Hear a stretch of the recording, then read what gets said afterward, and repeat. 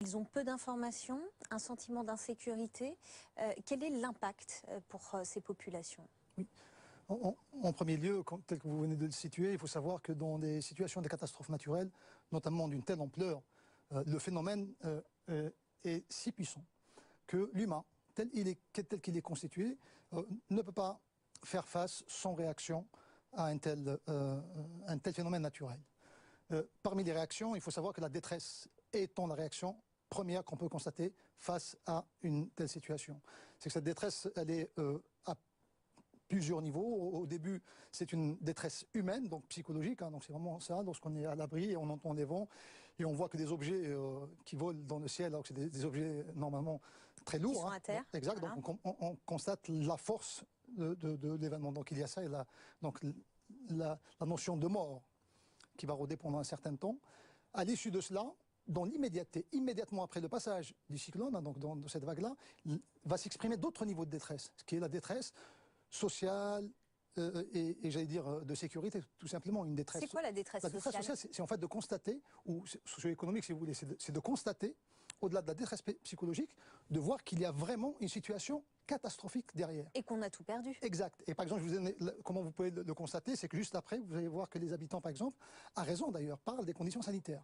C'est une détresse. Ils savent que cela va engendrer une autre menace sanitaire pour eux.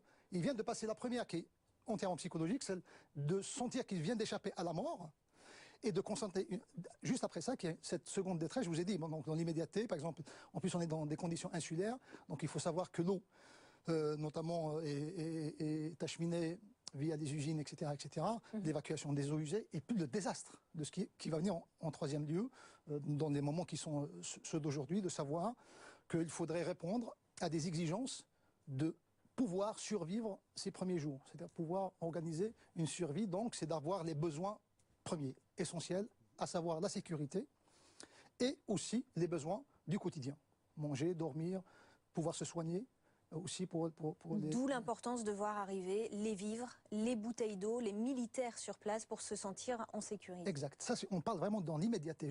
Effectivement, et ça, c'est vraiment très important. Ça, c'est vraiment très important parce qu'il y a cette notion d'être coupé.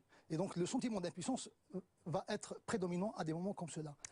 Et je voulais juste rajouter à ça, il faut savoir qu'effectivement, plus les jours passent, plus cette aide matérielle, si on peut qualifier les choses, cette aide matérielle est nécessaire et indispensable, mais parfois elle peut se révéler un petit peu, j'allais dire, amoindrie dans ce qu'elle peut apporter. Je m'explique, lorsque par exemple les gens ont besoin de boire, de manger, de pouvoir trouver de la sécurité et de dormir, cela est fondamental et nécessaire. Mais parfois ils ne sont pas en état de percevoir cette aide-là. Donc d'où l'aide psychologique.